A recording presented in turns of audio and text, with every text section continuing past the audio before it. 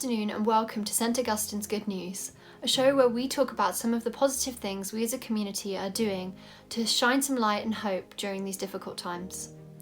This project started when Miss Haggerty approached me with the idea to create a report on some of the good things that our school's doing during lockdown, and in general just share some good news when we need it most. From poetry to music, making creativity resources to stories of support, even in days when we are separated, we found ways to connect. So let's get started. For our first piece of good news, we go to our poetry correspondent, Mrs. Raffray, to tell us more about a project called Poetry Together.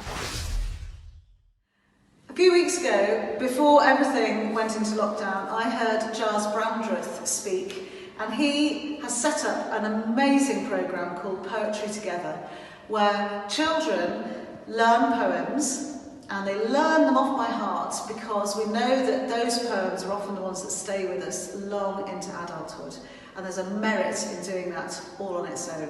So I'm setting up a club at St Augustine's, which is going to begin remotely, but we will become a physical thing in due course, where we will all learn some poems together, and we will get together and we'll recite them over a cup of tea. But the reason it's even more exciting is that we will be joining up with a local care home.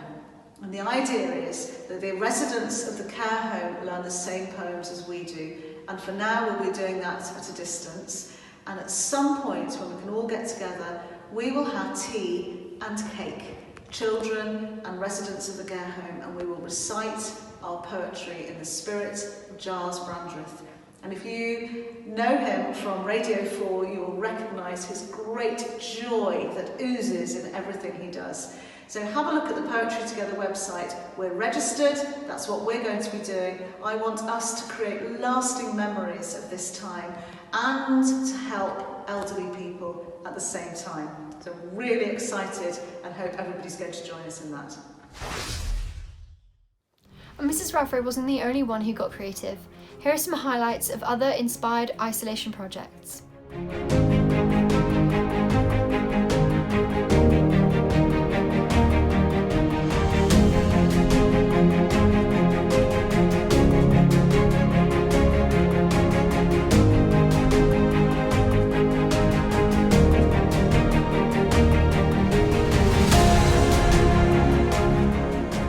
We all got to see Sire's wonderful Lean On Me video. I got in touch with Sire and asked her to tell me a little bit more about the behind the scenes process. So I decided to make this video in order to share a message of hope, strength and love during this time, and also to thank the NHS workers and social workers and other key workers for their hard work and help during this pandemic. And I just wanted to provide everyone with an uplifting message. So I chose the song Lean On Me by Bill Withers since the lyrics are just so supporting, and it's a clear reminder to our community that no one is alone and there is always someone to reach out to.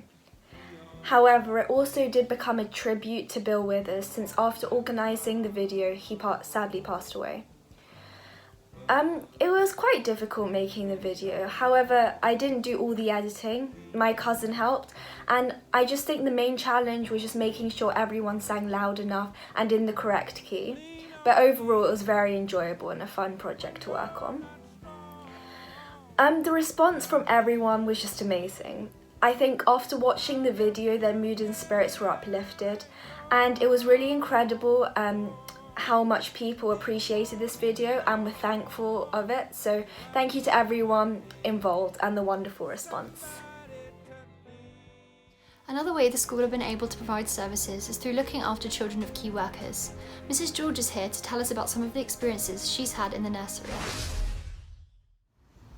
Morning everyone, just a very quick message from me. I have been really lucky this week because I've managed to go back into school because I've been volunteering to help look after some of the girls whose parents are key workers. So it's been really lovely being back in school, although very strange. For those of you who were at Fright Night, you might remember Mrs. King's incredible stories of the school being very haunted and quite ghostly at times, and it certainly felt like that a little bit with me and one little girl in Prep 2 being in school, and we were the only ones there at one point. So we had great fun. The grounds are looking beautiful. Mr. Rafferty and Mr. Mortimer are looking after the grounds and the farm, so they're all ready for you when you get back. And the little Prep 2 girl and I did lots of lovely things together. We went and had a picnic lunch at the pirate ship in the meadow. We played hide and seek, and she was pretty good at hiding. It took me a while to find her. And the best part of my day was that she drew a picture of me and her together. So if you want to know what I look like in picture form, then here I am. It wasn't all fun and games though. We did do some serious and sensible work. We got online and did a remote maths lesson, so she did some number bonds. And we also did some reading, and she took me right back to when I used to read with my daughter the Biff and Chip books. So we were laughing away together because we heard about Biff and Chip and the dog Floppy going off to ancient Egypt on an incredible magic adventure. So it was great fun. It was lovely to be back in school, and it's also great to know that we can offer this provision to some of those pupils whose parents are doing the most remarkable jobs in these incredibly difficult times. So that's my update for now. Bye-bye. Even in times when we can't be together as Priority 6, we've still found ways to keep the priority purpose going. Creativity Counts, the current project, where the school are uploading creativity resources for students at other schools, is something that Jasmine and Angela in Lower 6 have been working really hard on, specifically by designing the website. So now we go to Jasmine and Angela to tell us more about it. The Creativity Count is a drive to bring access to creativity resources to as many children as possible. And this might be creative resources in a more traditional way, such as art, music or drama, but also the materials to enhance their creative studies, and this just spans the all curriculum really. So pupils at St. Augustine's Priory have access to a rich creative curriculum from EYFS all the way to the A-level studies, and as a community it was felt like all children throughout the UK should be given the same opportunity to learn and enrich their creative skills. Mine and Angela's role at Priory Purpose Creativity Counts was dealing with the website design. So we were in charge of creating the website and designing it so that it would be user-friendly for the students and parents who would be using it, and making sure that all the resources would be easy to access on your phone and your laptops. So the impact we are hoping this has is that through this project, children who go to other schools will be able to access resources for their creative outlets during this difficult time, because we appreciate that not everyone is as lucky as we are in having such amazing resources and facilities. So the whole goal and aim of Creativity Counts is that these kids will be able to access things that mean they can continue their learning in a fun way, and it's just all there in one place for them. We all know when we walk into the science block and get told that we're doing experiments, that means putting on our goggles, gloves and lab coats. When the pandemic broke out and we went into lockdown, Miss Burrell donated all of our PPE equipment to the NHS. Here are some pictures of her taking the bags down to the NHS.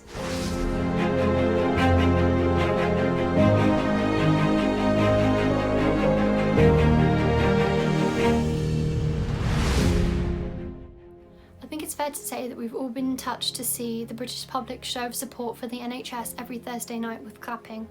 And in particular, some of our school musicians have been showing their support by playing and producing some heartwarming renditions of Somewhere Over the Rainbow.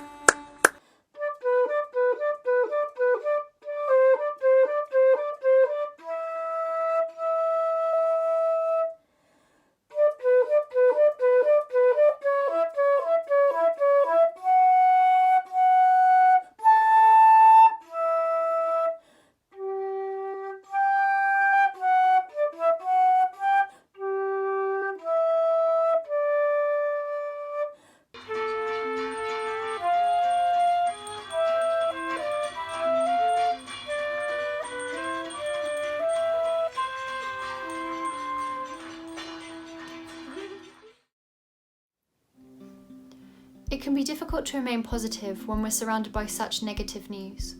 This is why it's important to recognise that crises can bring out the best in all of us.